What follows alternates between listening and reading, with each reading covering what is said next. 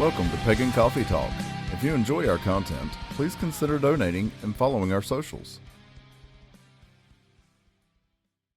Hey, Nira, got a question for you. What's that? What's wrong with the world? Nothing. Are you sure about that? Because I hear a lot of other religions saying the world's going to hell in a handbasket and somebody's got to fix it. The world in and of itself, there's nothing wrong with it. There's nothing wrong with the trees, nothing wrong with the grass, nothing wrong with the air, nothing wrong with the rivers, or the oceans. Wait a minute. What about global warming? Is that wrong, or is that just... That's a man-made problem. Actually, I wouldn't say that. It's accelerated by man. The world goes through, the earth itself goes through cycles. That goes through cycles. We went through an ice age.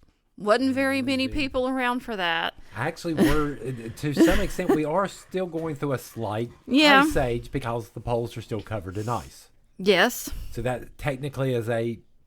Kinda. I mean, just in the extreme parts of the world, right. Yeah, there's still ice. Like we went to Alaska one time. There are still icebergs around. There's still there are ice still there. Glaciers. So, Even though Alaska just got a 85-degree heat advisory in the place that's supposed to be the coldest part of Alaska. Well, again, the same thing's been also argued is because of the magnetic field is starting to weaken around the Earth, allowing more solar radiation to hit the Earth. But and that is caused by pole shifting, which is nothing anybody can do about. It's a natural process. Yeah, we can't do anything about that. That's the Earth doing what it does. That's why all magnets like this. Even the sun goes through this process. Yeah. All right. So again, is it really man-made or is it just... I think we are helping it along at an accelerated pace. All right. Let's talk about the insanity of humanity, though.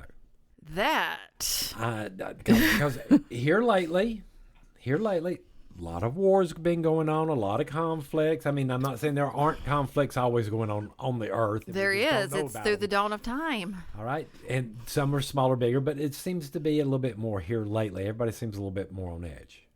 So what's wrong with the world? Is there something wrong there? No. With the world itself, no, there isn't.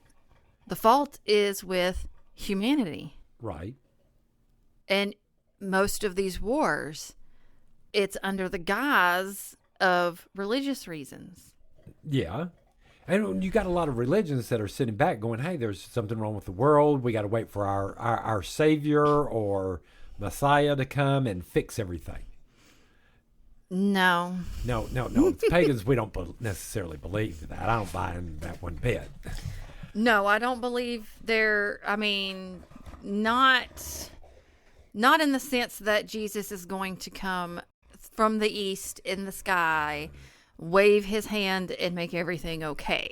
But I've never seen any myths or prophecies where the Tuatha De Danann are going to split the sky open again and land their magical city in the middle of Ireland again. Are you with me? We don't have anything like that. So again, the world is what we make out of it.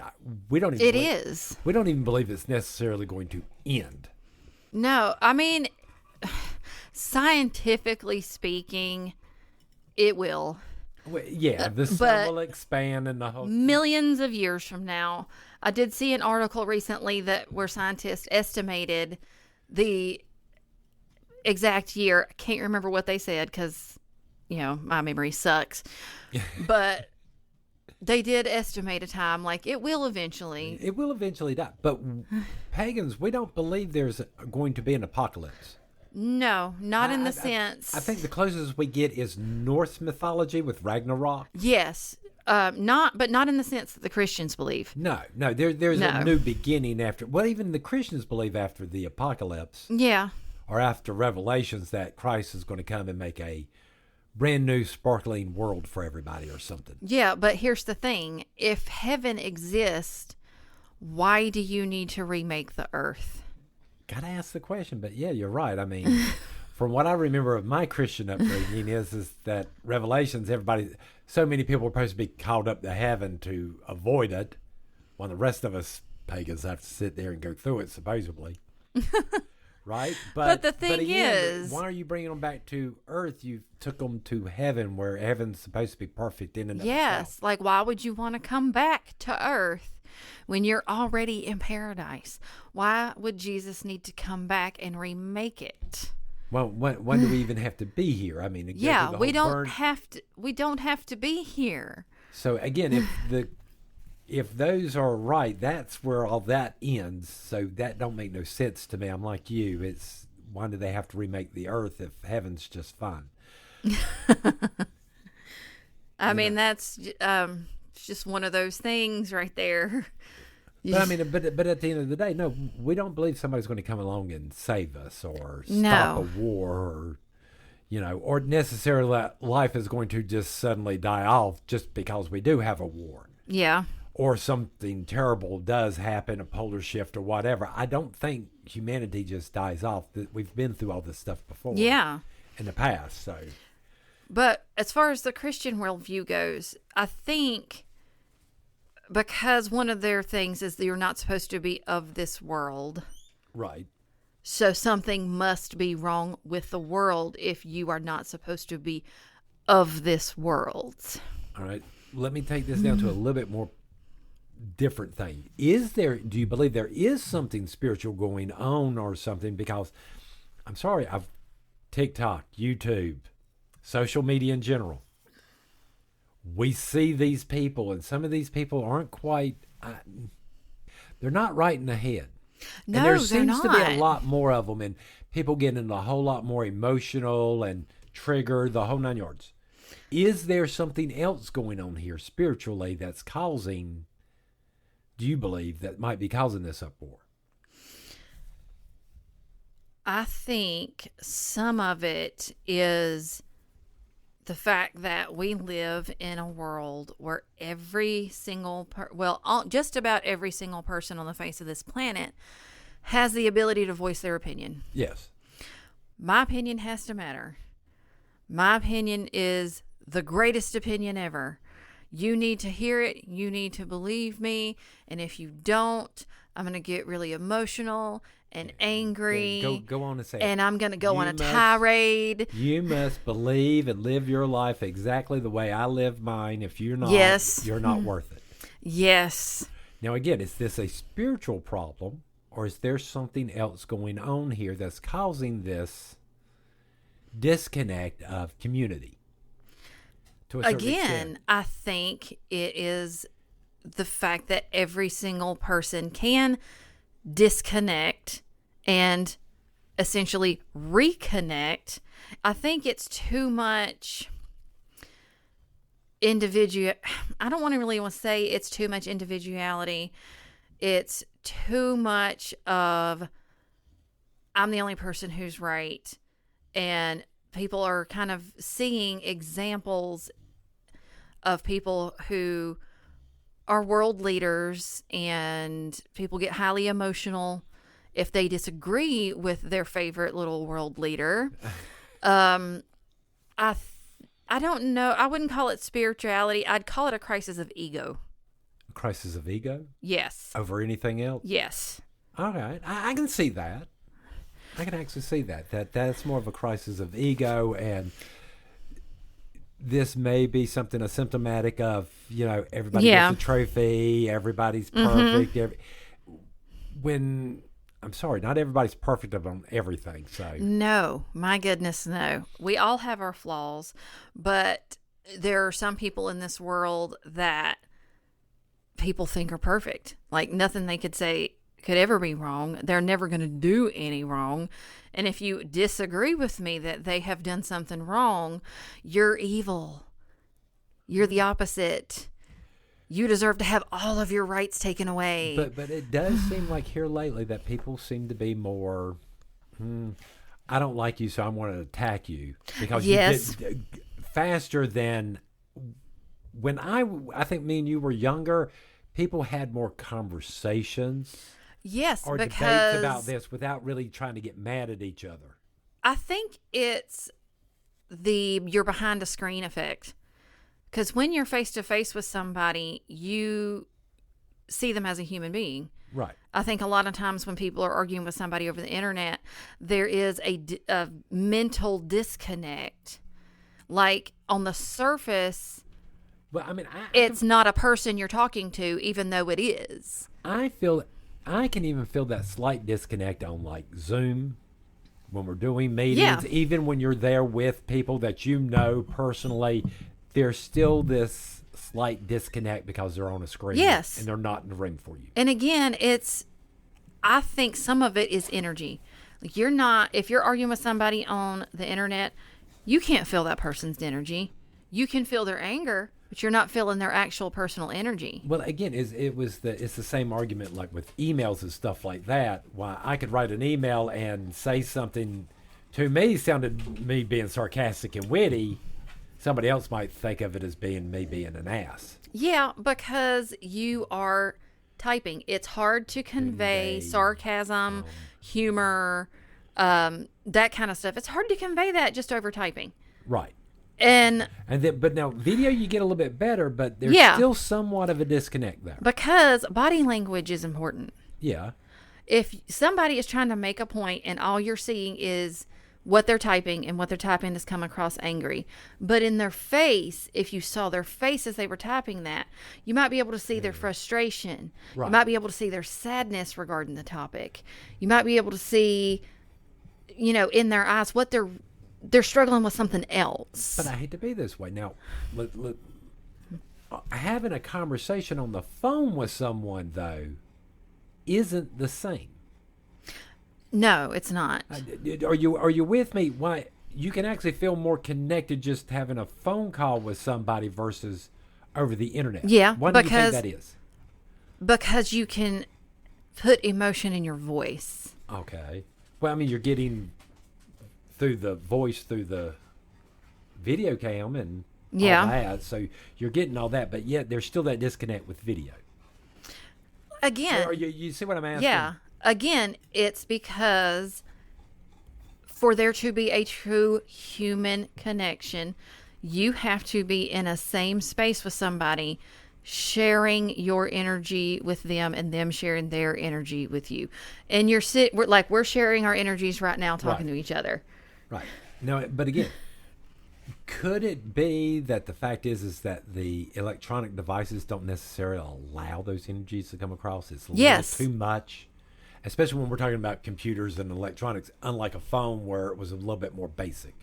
Exactly. It's just blocking all the humanity where all you get is just, it's not raw emotion. It's just emotion on paper. And people, it's easy to rip up a piece of paper. Right. But it's not easy. It's not as easy to go, I disagree with you, so I'm just going to punch you in the face right here. Yeah. It's a lot easier to call somebody an idiot on the internet than it is to call somebody an idiot to their face. Because if you call somebody an idiot to their face, chances are you're going to see that emotional response and you're going to feel bad about it. Yeah, you're not going to, well, sometimes, if you're calling somebody an idiot over the internet, right, whatever they type is not going to hit you as hard as if you were face to face. Again, it's easy to sit at home and become the chair coach. Yeah. In a game and sit there and yell at the TV because it's not going to really make a difference. It's not going to make a difference. Right. But I think, especially with what's going on in the Middle East, is they've always been like this. Well, that's a long line, and there's line. Religious history and the fact that I think we are, as a society, losing our ability to communicate effectively because we don't communicate face to face anymore.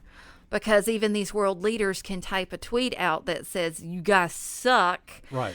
And the whole of that country has a visceral reaction to that. You know, but I mean, I had to be this way. Yes, in a private meeting, you turn around and look at somebody going, no, you suck.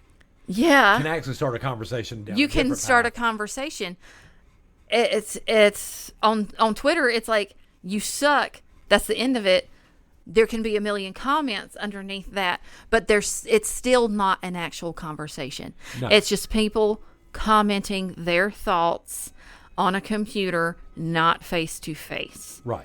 That is one of our biggest issues.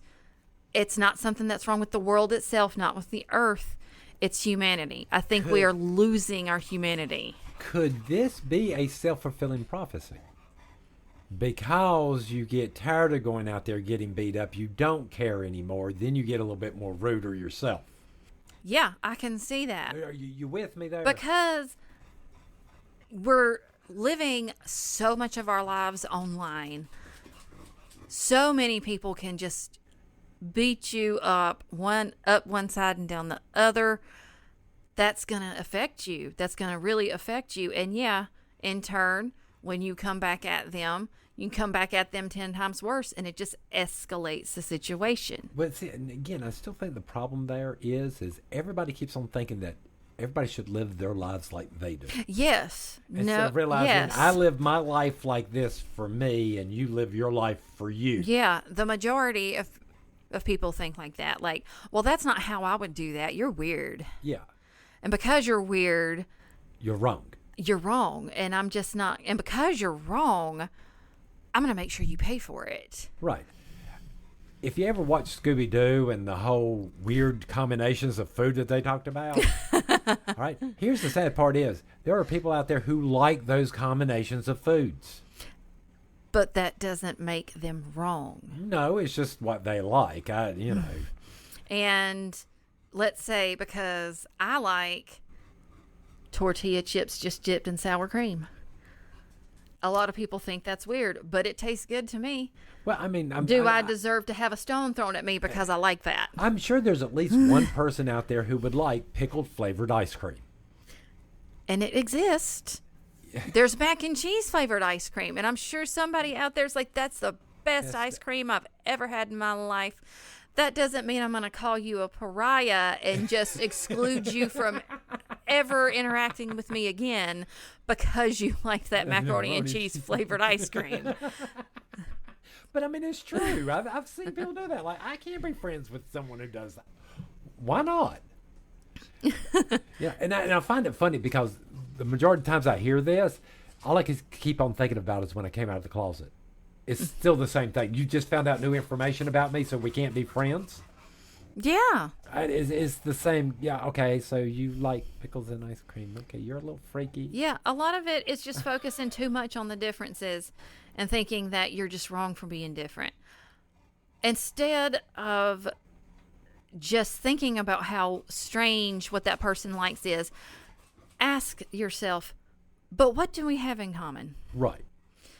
There is not a single person on this planet that you don't have at least one thing in common with. Because we all have to eat. We all have to breathe air. Right. We all have to drink water. We all want to live under a roof.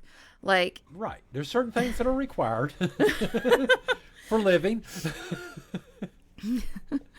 We all are just working toward being happy. That most of us, at least, I mean, there are probably some people on there who that's their joy in life is making other people unhappy. But most of us, we're just working toward being happy. So what do you think the mindset is of these people who sit back and think that you must live your life the way I do? Because here now we're taught that you can't be wrong. Like, oh, we can't be wrong. It's like, I can't admit I'm wrong. I can't admit that what I'm doing is strange. See, here's what's confusing me about this, because we have this going on in society, but while at the same time, live your own truth.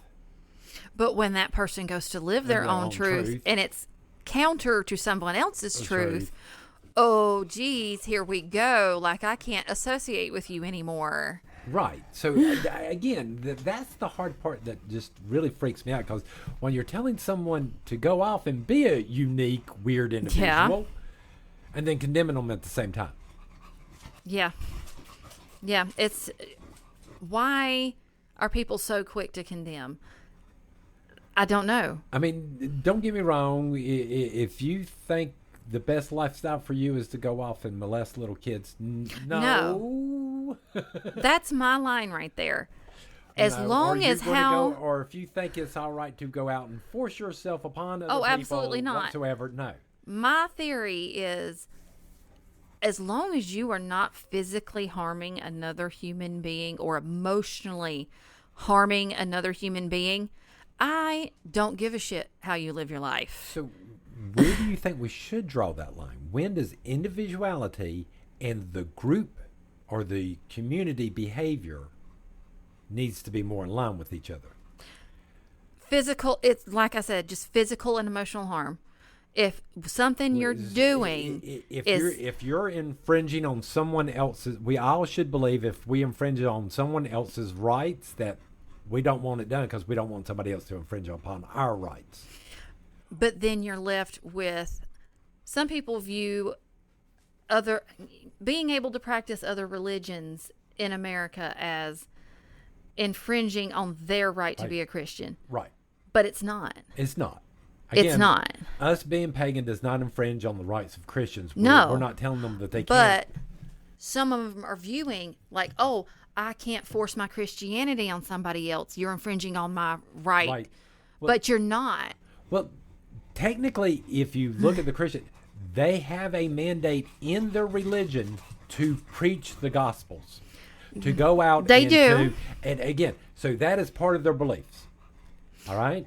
And again, don't have a problem with them doing it. Yes, but at a certain point, as you're crossing a line. But as an individual, no, if I look at them and say, no, I do not want to participate in this. And that's when they take offense. That's when they go, oh, you're infringing on my rights because you don't want to hear it. You can sit there and preach it all you want right here on this street corner. I can go down to the other street corner and keep on going. But because you just ignored them and walked down the street corner, some of them will go, oh, you're not listening to me. You're infringing on my rights to be Christian. Right. And I realize there are always going to be somebody out there to push it. I mean, I've met some pushy pagans over the years too. Oh, yeah, there's pushy people in every religion.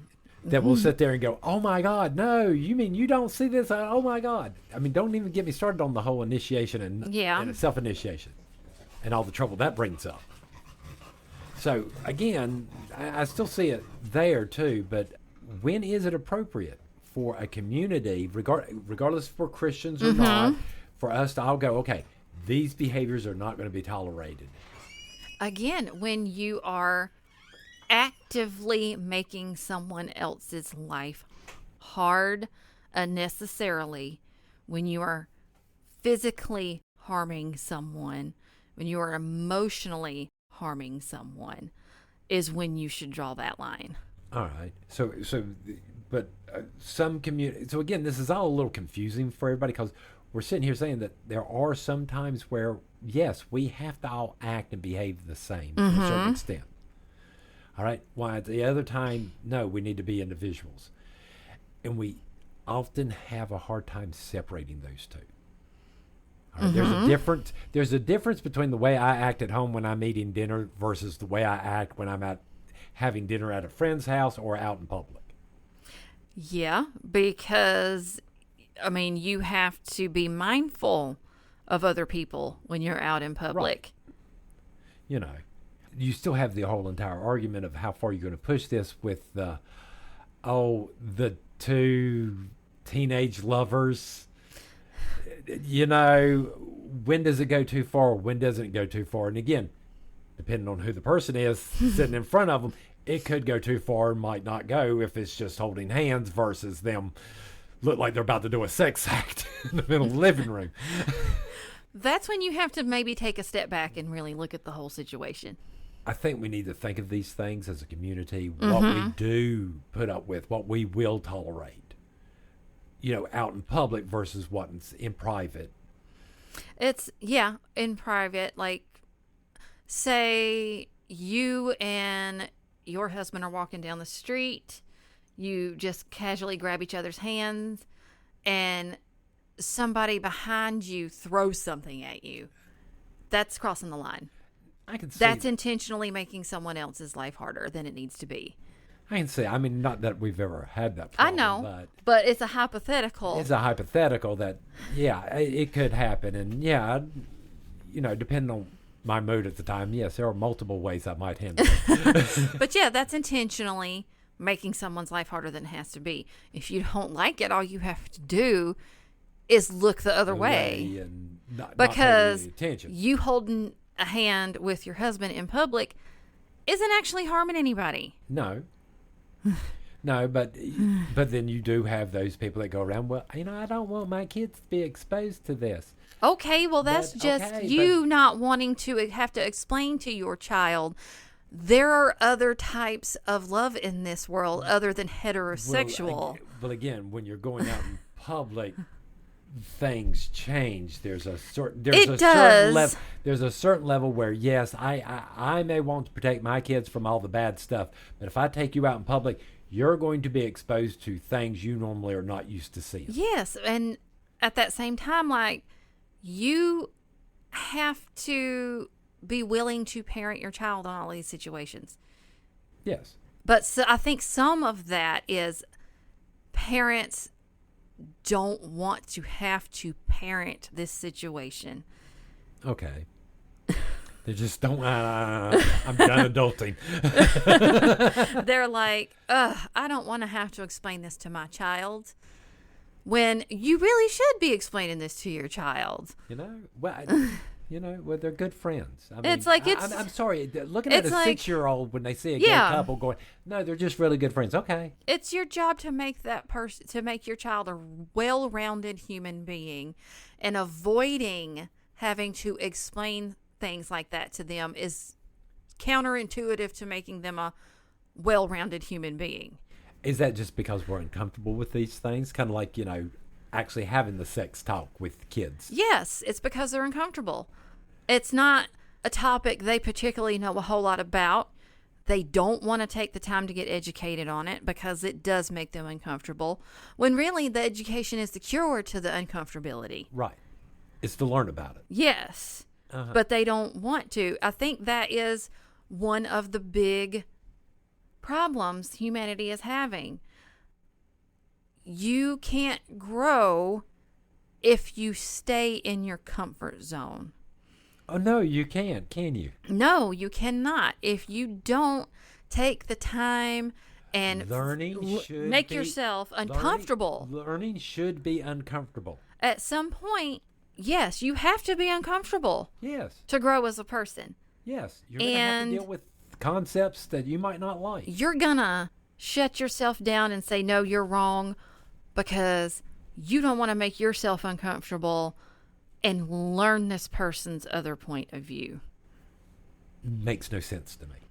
I think that's really what it boils down to. It's everybody just being comfortable in their own bullshit. So at the end of the day, what we're saying is there's nothing wrong with the world. It's humanity. It's only humanity and our perception of what in the world's going on. It's absolutely humanity and their perception. And with that, let's go get some coffee. Yes. Thanks for listening. Join us next week for another episode. Pagan Coffee Talk is brought to you by Life Temple and Seminary. Please visit us at lifetempleseminary.org for more information, as well as links to our social media: Facebook, Discord, Twitter, YouTube, and Reddit. We travel down this trodden path, a maze of stone and mire. Just hold my hand as we pass by a sea of blazing pyres.